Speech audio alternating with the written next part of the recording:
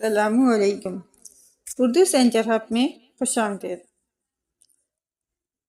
شیشیجیما Japan کا ایک جزیرہ ہے جو مین لینڈ جاپان سے تقریباً 980 کلومیٹر کے فاصلے پر واقع ہے۔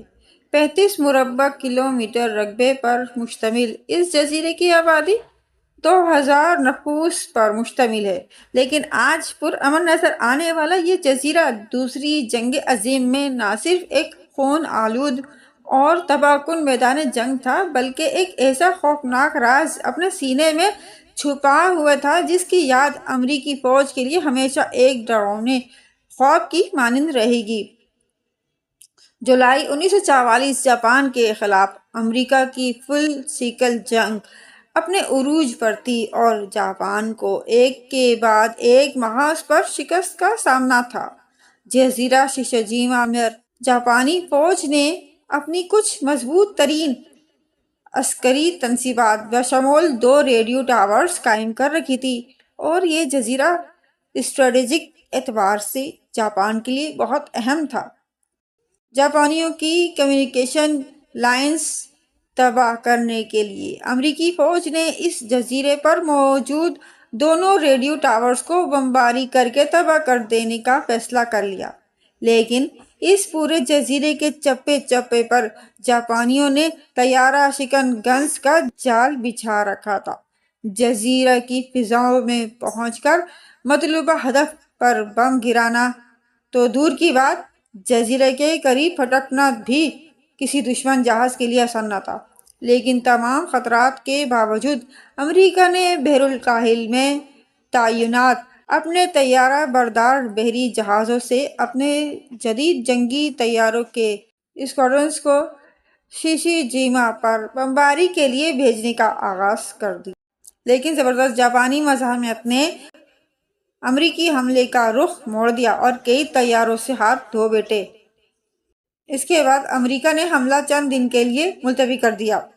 2 ماہ تک امریکی افواج بار بار شیشیجیما کے ٹاورز کو تباہ کرنے کے لیے فضائی حملے کرتی رہی، مگر ہر مرتبہ انہیں کئی طیاروں اور پائلٹس کا نقصان سہنا پڑا۔ ستمبر 1944 میں امریکی فضائیہ ایسا ہی ایک تازہ حملہ کرنے جا رہی تھی۔ اس حملے میں 15 امریکی ایونجر طیارے حصہ لے رہے تھے، جنہوں نے امریکی ایئر کرافٹ کیریئر USS سین جیسنٹو سے پرواز کی تھی۔ ان طیاروں کے پائلٹس میں ایک 20 سالہ پائلٹ جارج بھی شامل تھا، جو کہ اس وقت امریکہ بحریہ کے سبھی پائلٹس میں سب سے کم عمر تھا۔ حملے کی صبح جارج اپنے ریڈیو آپریٹر ڈیل اور جہاز کے گنرٹیٹ کے ساتھ جہاز میں سوار ہوا، گروپ کے باقی طیاروں سمیت شیشیجیما کی طرف روانہ ہو گیا۔ جاپانی طیارہ شکن گنز سے بچنے کے لیے وہ سب 8000 فٹ بلندی پہ پرواز کر رہے تھے تاکہ وہ ان کے حد ضرب سے باہر رہیں، لیکن ہدف کے قریب پہنچ کر بم گرانے کے لیے جارج کو اپنا طیارہ کم بلندی پر لانا ہی تھا۔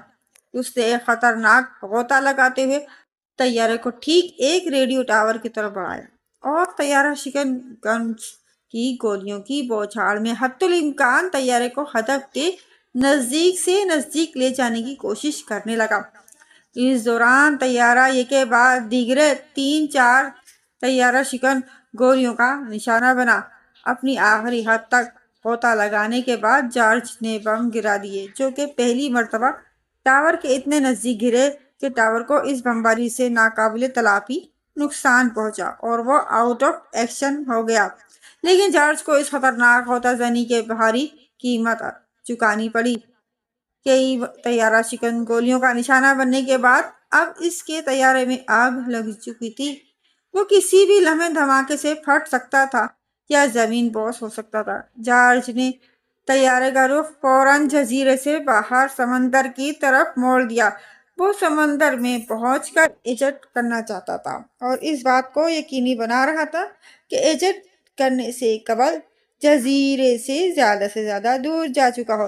کیونکہ وہ جانتا تھا کہ ایسے کسی بھی معاملے میں جاپانی فوج سمندر میں نزدیک ایجنٹ کرنے والوں کو جا کر سمندر میں ہی گرفتار کر لیا کرتی تھی، اور وہ کسی قیمت پر بھی زندہ جاپانیوں کے ہتھے نہیں لگنا چاہتا تھا۔ تباہ ہوتا طیارہ اب تیزی سے نیچے کی جانب جاتا رہا، اور سمندر پر ہونے سے قبل ان تینوں کا ایجنٹ کرنا ضروری تھا۔ اور پھر جارج نے ایجنٹ کر دیا۔ پیراشوٹ کی مدد سے سمندر میں اترنے کے بعد اس نے خود کو پیراشوٹ سے نجات دلائی۔ اس نے دیکھا کہ کچھ فاصلے پر طیارے کا لائف رافٹ سمندر میں تیر رہا ہے، جو کہ یقیناً اس کے ساتھیوں میں سے کسی نے ایجنٹ کرنے سے قبل خود ہی طیارے سے گرا دیا تھا، تاکہ کھلے سمندر میں وہ ڈوبنے یا سردی سے بچ جائیں۔ رافٹ پہ چڑھنے کے بعد جارج نے ادھر ادھر دیکھا، اپنے ارد گرد دو ساتھیوں کو پتہ چلانے کی کوشش کی، لیکن بدقسمتی سے وہ زندہ نہ بچ پائے تھے۔ جارج کے طیارے کے علاوہ بھی 3 طیاروں کو مار گرایا گیا تھا، اور ان کے پائلٹس و عملے کے دیگر افراد بھی پانی میں ایجنٹ ہوئے تھے۔ کچھ ہی دیر میں جارج نے دور سمندر میں کچھ بوٹس کو اپنی سمت بڑھتے دیکھا، اور اس کا دل دہل کر رہ گیا۔ وہ سمجھ گیا تھا کہ یہ جاپانی ہیں، جو سمندر میں گرائے گئے طیاروں کے عملے کو گرفتار کرنے کے لیے آ رہے ہیں۔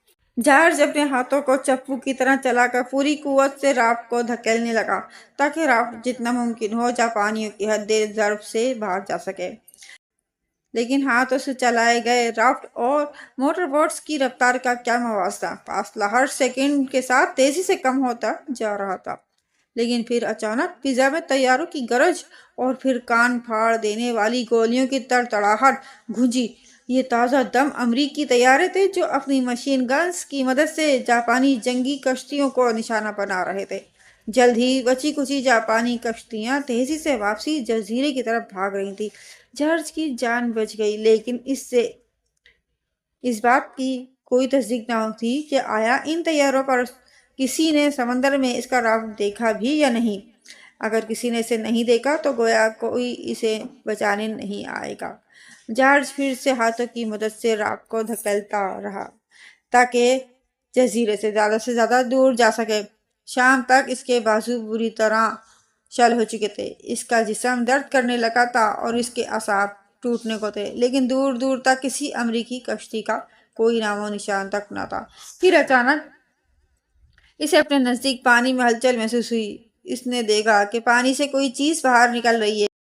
یہ دیکھ کر وہ خوش ہو گیا کہ یہ ایک پیریسکوپ تھا، اور پھر جب وہ آبدوز سمندر کی سطح پر ابھری تو یہ دیکھ کر اور زیادہ خوش ہو گیا کہ یہ امریکی آبدوز تھی۔ جارج کو رافٹ سے آبدوز میں پہنچا دیا گیا، اور اس کی جان بچ گئی۔ گویا یہ کہانی ایک خوش کن طریقے سے انجام پذیر ہو گئی۔ لیکن پانی میں کودنے والے باقی پائلٹس و عملے کے دیگر افراد اتنے خوش قسمت نہ تھے۔ ان میں سے 8 امریکیوں کو جاپانیوں نے گرفتار کر لیا، اور اپنے ساتھ ان بوٹس پر واپس شیشیجیما لے گئے۔ ان کے نام Wolf, Grady, James, Price, Marvell, Floyd اور ارل تھے۔ انہیں لا کر جزیرے میں واقع جنگی قید خانے میں ڈال دیا گیا۔ اس کے بعد جو کچھ ہوا وہ اتنا بھیانک تھا کہ امریکی حکومت نے یہ راز 2004 تک پوری دنیا سے چھپائے رکھا۔ اپنی قیمتی اور اہم ترین کمیونیکیشن ٹاورز کی تباہی پر جاپانی غصے، نفرت اور انتقام کی آگ میں جل بھن رہے تھے، اور ان کا آفیسر لیفٹیننٹ جنرل یوشیو تاکیبانا، یہ درندہ صرف شخص ایک نفسیاتی مریض تھا، جو پہلے ہی قیدیوں پر بدترین اور وحشیانہ تشدد کے معاملے میں بدنام تھا۔ اور اس واقعے کے بعد تو اس کا غصہ آسمان کو چھو رہا تھا۔ اس نے اپنے سپاہیوں کو ایک قیدی کو اس حد تک مارنے پیٹنے کا حکم دیا کہ وہ قریب المرگ ہو جائے، اور پھر اس کا سر قلم کرنے کے بعد اسے پکانے کا حکم دیا، اور اس کا گوشت خود کھانے کے علاوہ اپنے سپاہیوں کو بھی کھلایا۔ دیگر 3 قیدیوں پر زندہ حالت میں سنگی انداز کرنے کے بعد انہیں یوں ہی پکا کر کھایا گیا۔ یہاں تک کہ آخری 4 قیدیوں پر تو اس نے اس سے بھی زیادہ ظلم اور بھیانک ظلم کیا۔ انہیں زندہ رکھ کر ان کے اعضاء کو کاٹ کر پکا لیا جاتا تھا، اور کاٹ کر بینڈیج بھی کر دی جاتی تھی، تاکہ خون بہنے سے وہ مر نہ جائیں۔ یہاں تک کہ آخری حد تک زندہ رکھتے، اور ایسا سلوک کرنے کے بعد انہیں ختم کیا جاتا۔ یہ سب درندگی اور آدم خوری 1 ماہ سے بھی زیادہ عرصے جاری رہی۔ ہر سپاہی کا قتل، پکوائی اور اسے کھانے کا کام اس کے دیگر زندہ ساتھیوں کی نظروں کے سامنے کیا جاتا تھا۔ جنگ جیتنے کے بعد جب امریکیوں کو اس بھیانک واقعے کا علم ہوا اور انہوں نے شیوجیما میں گرفتار جاپانیوں کی نشاندہی پر کھدائی کر کے اپنے ساتھیوں کی ہڈیاں برآمد کی تو ان پر سختہ طاری ہو گیا۔ حکومت نے سختی سے اس خبر کو چھپائے رکھنے کے احکامات دیے اور 2004 سے قبل یہ سانحہ دنیا کی نظروں سے اوجھل رہا۔ انجام کار: جنرل یوشیو ٹاکیبانا اور اس کے سبھی ساتھیوں کو اس درندگی اور دیگر جنگی جرائم کے عوض 24 ستمبر 1947 کو گوام میں تختہ دار پر لٹکا دیا گیا اور اس سانحہ میں زندہ بچنے والا واحد خوش نصیب پائلٹ جارج H.W. بش آگے چل کر امریکہ کا 41واں صدر بن گیا۔ بحوالہ کتاب play boys: a true story of courage, James Bradley.